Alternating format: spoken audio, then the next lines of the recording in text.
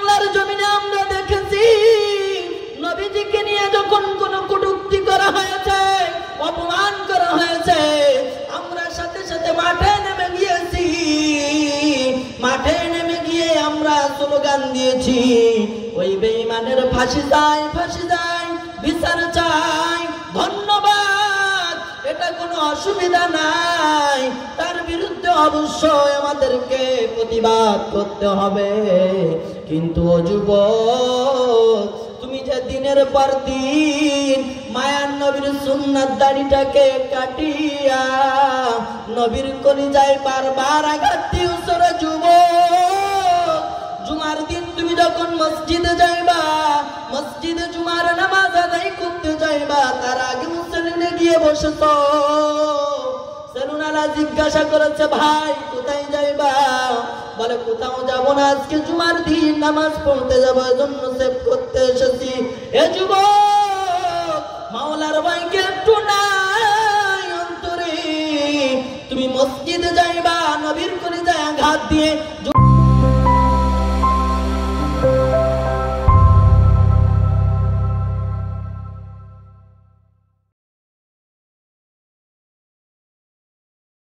আসসালামু আলাইকুম ওয়া রাহমাতুল্লাহি ওয়া বারাকাতুহু।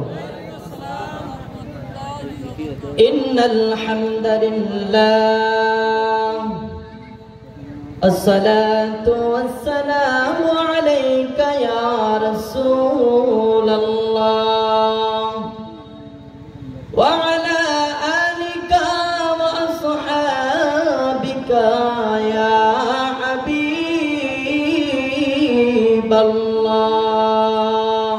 আউযু বিল্লাহি মিনাশ শাইতানির রাজীম।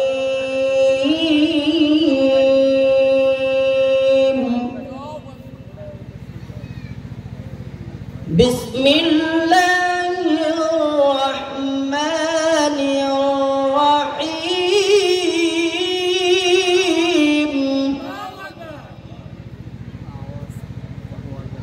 قل هل يستوي الذين يعلمون والذين لا يعلمون। আল্লাহ পাক রব্বুল আলামিন তাদেরকে জিজ্ঞাসা করতে বললেন, যারা আল্লাহর আনুগত্য করে, যারা আল্লাহর অনুগত ব্যক্তি, তাদেরকে জিজ্ঞাসা করার জন্য আল্লাহ তাআলা বললেন, আমরা সবাই আল্লাহর অনুগত কিনা?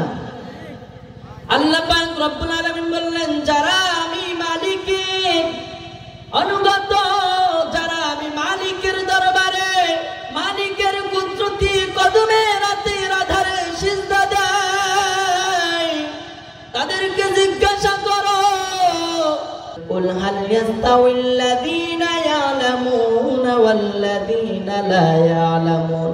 যারা জানে আর যারা জানে না তারা কি সমান? কথা বলেন না কেন? যারা জানে না আর যারা জানে তারা কখনোই সমান নয়। এ যুবক, এজন্য রাসূলুল্লাহ সাল্লাল্লাহু আলাইহি ওয়াসাল্লাম বলেছেন, তালাবুল ইলমি ফরিদাতুন আলা কুল্লি মুসলিম। দ্বীনে ইলম শিক্ষা করা, তলব করা প্রত্যেক মুসলমান নরনারীর উপর ফরজ করে দেওয়া হয়েছে। এজন্য দ্বীনে ইলম শিক্ষা করতে হবে। আজকে দ্বীনে ইলমের শিক্ষা না থাকার কারণে নারীদের অন্তরে আল্লাহর ভয় নাই, যুবকের অন্তরে আল্লাহর ভয় নাই।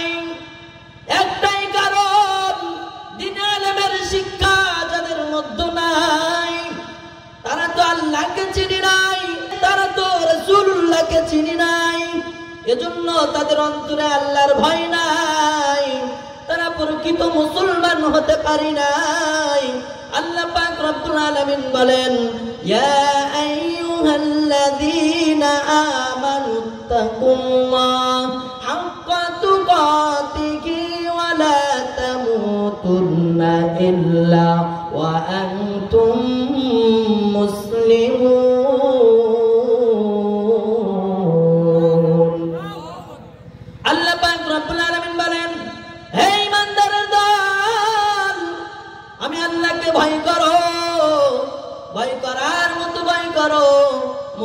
মুসলমান না হয়ে মৃত্যুবরণ করিও না। তাহলে ইমানদার দাবিদার আমরা সবাই আল্লাহকে মানি।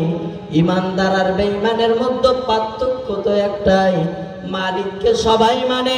এক একজন এক এক ধর্মের মানুষ এক এক ভাষায় রবকে মানে, কিন্তু বেঈমান আর ইমানদারের মধ্যে পার্থক্য তো শুধু নবী নিয়ে। যারা বেঈমান তারা নবীকে মানে না, যারা ইমানদার তারা নবীকে মানবে।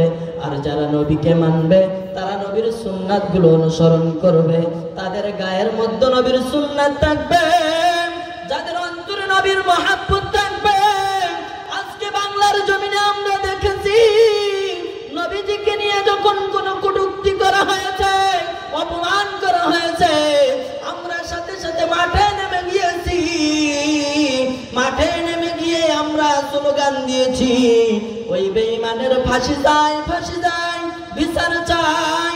ধন্যবাদ, এটা কোনো অসুবিধা নাই। তার বিরুদ্ধে অবশ্যই আমাদেরকে প্রতিবাদ করতে হবে। কিন্তু ও যুবক, তুমি যে দিনের পর দিন মায়ার নবীর সুন্নাত দাড়িটাকে কাটিয়া নবীর কলিজায় বারবার আঘাত দিয়েছো রে যুবক। জুমার দিন তুমি যখন মসজিদে যাইবা, মসজিদে জুমার নামাজ আদায় করতে যাইবা, তার আগে মুসল্লিনে গিয়ে বসেছো। সেলুনালা জিজ্ঞাসা করেছে, ভাই কোথায় যাইবা? বলে কোথাও যাব না, আজকে জুমার দিন নামাজ পড়তে যাবো, এজন্য সেভ করতে এসেছি। এ যুবক, মাওলার ভাইকে একটু নাই অন্তরে? তুমি মসজিদে যাইবা, নবীর কলিজায় আঘাত দিয়ে জুমার নামাজ আদায় করতে যাও, এজন্য তোমাকে বোঝা উচিত। আর নবীজির কলিজায় আঘাত দিতেছে রে যুবক। এ যুবক, এজন্য পরিবর্তন দরকার। আপনার আমার সমাজে আপনার আমার সন্তানকে সুশিক্ষায় শিক্ষিত করতে পারছি না। সুশিক্ষা কি? কোরআনের শিক্ষা, দ্বীনি শিক্ষা। এই শিক্ষা সঠিকভাবে না দেওয়ার কারণে আজকে কন্যা সন্তানটাকে বিবাহ দিতেছি, যার সাথে বিবাহ বন্ধনে আবদ্ধ হচ্ছে, ওই যুবক সুখী হতে পারে না, ওই যুবকের পরিবার সুখী হতে পারে না। কারণ কন্যা সন্তানটাকে দ্বীনের শিক্ষা দিতে পারি নাই, রাসূলুল্লাহর মহব্বত শিখাইতে পারি নাই। কন্যা সন্তান স্বামীর খেদমত কেমনে করবে শিক্ষা দিতে পারি নাই। এজন্যই তো আজকে আমাদের অবস্থা, সমাজের অবস্থা। আমার মতো অনেক বক্তা, অনেক আলেম, অনেক ওয়াজিন, অনেক হাজী সাহেব, অনেক ওয়াক্ত নামাজি, অনেক মুসল্লি রয়েছে যাদের সন্তান এখনো পর্যন্ত পর্দা করে না, এখনো পর্যন্ত বেহায়ার মতো রাস্তার মধ্যে ঘুরে বেড়ায়। আমরা আবার মুসলমান দাবি করি। আমাদের জন্য রাসূলুল্লাহ সাল্লাল্লাহু আলাইহি ওয়াসাল্লাম কি শিক্ষা দিলেন একটু চিন্তা করে দেখুন। মুসলমান দাবি করেছি, কিন্তু রাসূলুল্লাহ সাল্লাল্লাহু আলাইহি ওয়াসাল্লামের আদর্শ ধারণ করতে পারলাম না। এই যুবক, পৃথিবীর মাঝে যত ধর্ম রয়েছে একটু গুরুত্ব দিয়ে শুনুন। আমি এখনই স্টেজ থেকে নেমে যাব, তার আগে আমি আপনাদেরকে বোঝাতে চাই, পৃথিবীর মধ্যে অনেক ধর্ম রয়েছে। প্রত্যেকটা ধর্মের মধ্যে রব মালিকের কেমনে গুণকীর্তন করতে হয়, কেমন ভাবে তার প্রশংসা করতে হয়, কেমন ভাবে তার উপাসনা করতে হয়, এই শিক্ষা দেওয়া আছে। অনেক ধর্মের মধ্যে হয়তো এটার পাশাপাশি আরো দুই এক মৌলিক কিছু কথা জানিয়ে দেওয়া আছে, কিন্তু শুধুমাত্র মুসলমান, এ যুবক আল্লাহর গোলাম, শুধুমাত্র মুসলমান যারা, ইসলাম ধর্ম যারা, শুধুমাত্র ইসলাম ধর্মের মধ্যে শিক্ষা দেওয়া হয়েছে তুমি কেমনে সাংসারিক জীবন গঠন করবা, কেমনে পরিবার পরিচালনা করবা, তুমি সংসদ ভবন থেকে শুরু করে ব্যবসা বাণিজ্য, কাজকর্ম, জীবনকে কিভাবে পরিচালনা করবা, একেবারে A to Z সব কিছু শিখাইছে ইসলাম ধর্মের মধ্যে। অন্য কোন ধর্মে এরকম বিস্তারিত বলা হয় নাই। হয়তো বলা হয়েছে আল্লাহ রব, কেউ প্রভু বলে, এভাবে এক একজন এক এক ধর্মের মানুষেরা এক এক নামে ডাকে। তার উপাসনার সাথে সাথে হয়তো আরো দুই একটা মৌলিক কিছু কাজের কথা বলা হয়েছে, কিন্তু ইসলাম ধর্মের মধ্যে যেভাবে সংসদ ভবন থেকে শুরু করে আপনার পরিবার পর্যন্ত, ব্যবসা বাণিজ্য, কাজকর্ম, মানুষের সাথে কথা বলা, সর্বক্ষেত্রে কিভাবে আপনাকে চলতে হবে, এই শিক্ষা একমাত্র দিয়েছে ইসলাম। জোরে বলুন না সুবহানাল্লাহ। আল্লাহ পাক রব্বুল আলামিন বলেন, ইন্নাদ-দীনা ইনদাল্লাহিল ইসলাম। আল্লাহর মনোনীত ধর্ম হলো ইসলাম। আজকে আমরা জন্মের সূত্রে মুসলমান হয়েছি, কিন্তু সেই মুসলমানের আদর্শ আমার মধ্যে নাই। মসজিদে আজান হয়, মুসলমানের সন্তানও চায়ের দোকানে বসে থাকে, হিন্দু ভাইয়ের সন্তানও চায়ের দোকানে বসে থাকে।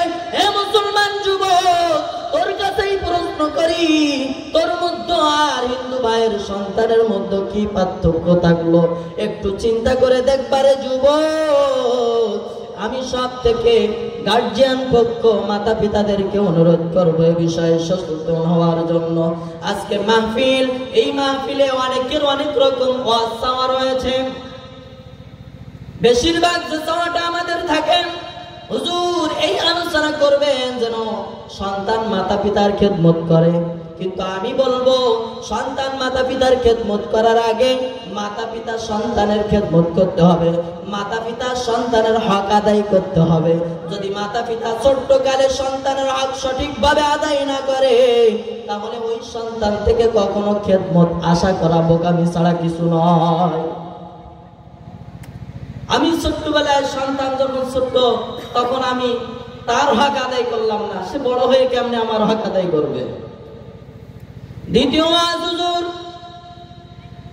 হুজুর এই অবস্থা করবেন, স্ত্রী যেন স্বামীর খেদমত করে। আমি এখানে বলবো পাল্টা ওয়াজের দরকার। স্বামী যেন স্ত্রীর হকগুলো সঠিকভাবে আদায় করে। কারণ স্ত্রীর সাথে আপনার আমার ব্যবহার এত খারাপ যে সারাদিন বাইরে ঝগড়াঝাটি করে এসে বাড়িতে এসে সমস্ত পেশার বাইরে না দেখাতে পেরে বাড়িতে এসে ঘরে স্ত্রীর সাথে সেই ব্যবহারগুলো দেখায়। আরেকটা ওয়াজ আমাদের চাহিদা রয়েছে, হুজুর মহিলাদের পর্দার বিষয়ে ওয়াজ করবেন। কিন্তু আল্লাহ নিজে ওয়াজ করলেন মহিলাদের পর্দার আগে পুরুষদের পর্দার জন্য, পুরুষদের চোখকে হেফাজতে রাখার জন্য আল্লাহ পাক রব্বুল আলামিন আগে ওয়াজ করেছেন। এজন্য শুধু মা বোনদের উদ্দেশ্যে ওয়াজ করলে চলবে না, আমার যুবক, আমার মুরব্বী বাবা, তাদের জন্য ওয়াজ করা দরকার আছে না নাই?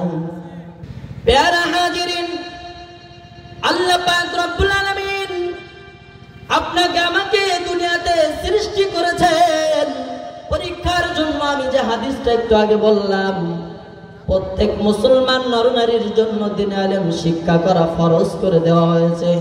আজকে সন্তানকে দ্বীনের শিক্ষা দিতে পারি নাই, আমি নিজেও দ্বীনের শিক্ষা শিখি নাই, এজন্য আল্লাহর ভয় আমার অন্তরে নাই। এজন্যই বর্তমান সময়ে বাংলার জমিনে দেখতে হয় পিতার কাছে অনেক সন্তান নিরাপদ নয়, পিতার কাছে অনেক কন্যা সন্তান নিরাপদ নয়, লালসার শিকার হয়। এই বাংলার জমিনে এমন ঘটনা ঘটেছে, পিতা সন্তানকে বলেছে আজকে তুমি আমার স্ত্রী হয়ে হোটেলের মধ্যে থাকবা। জোরে বলুন না নাউজুবিল্লাহ।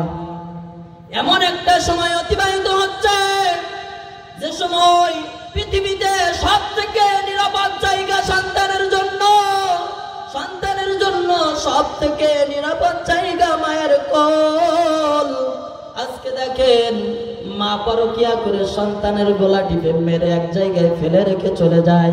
মায়ের কোলে সন্তান এখন নিরাপদ আছে নাই? কিছু ইটের পাচ্ছেন এলাকার মধ্যে থাকেন, এখন আলহামদুলিল্লাহ অনেক ভালো আছি, কিন্তু শহরের দিকের অবস্থা অনেক খারাপ। এরকমটাই অবস্থা। শিক্ষকের কাছে ছাত্র নিরাপদ নয়, ছাত্রদের কাছে শিক্ষক নিরাপদ নয়, ছাত্রদের কাছে শিক্ষিকা নিরাপদ নয়। এমন একটা অবস্থার মধ্যে আমরা চলতেছি। এই অবস্থার একটাই কারণ, মালিকের ভয় থাকা আর মালিকের ভয় অন্তরে নাই, তার যে কারণ সেটা হলো দ্বীনে ইলম নিজের মধ্যে নাই।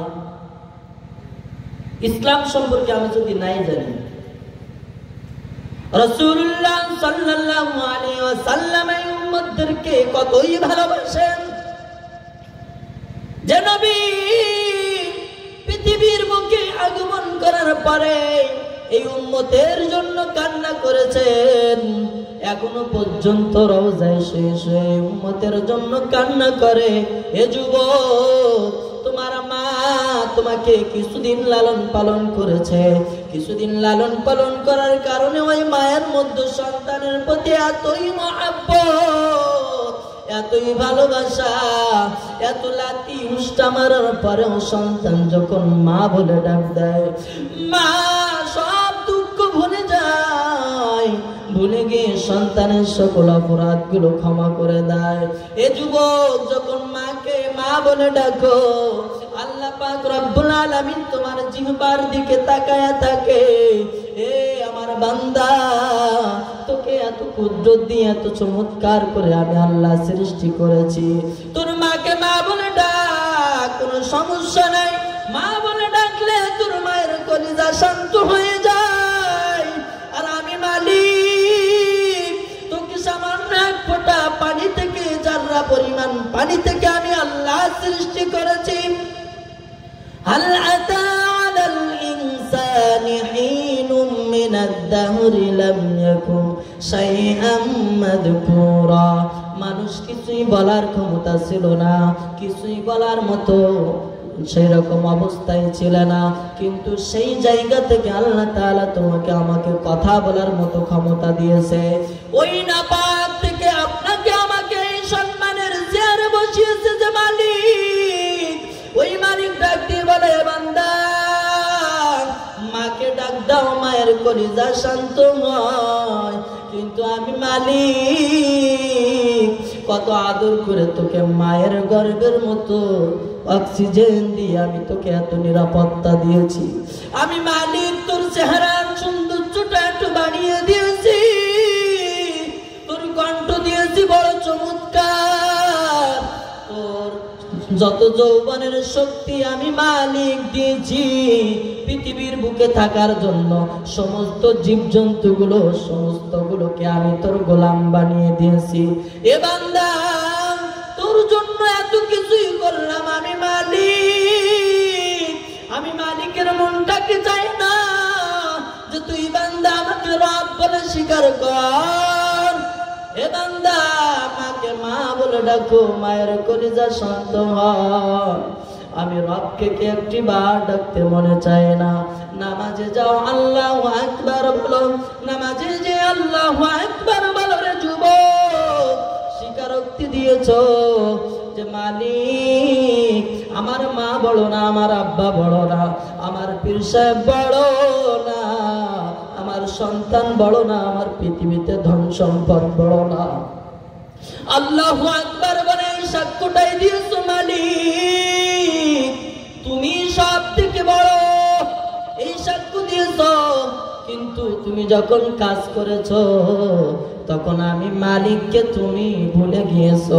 এ যুবকের জন্য আমাদেরকে পরিবর্তন হতে হবে, দ্বীনে ইলম শিক্ষা করতে হবে। নারায়ে তাকবীর।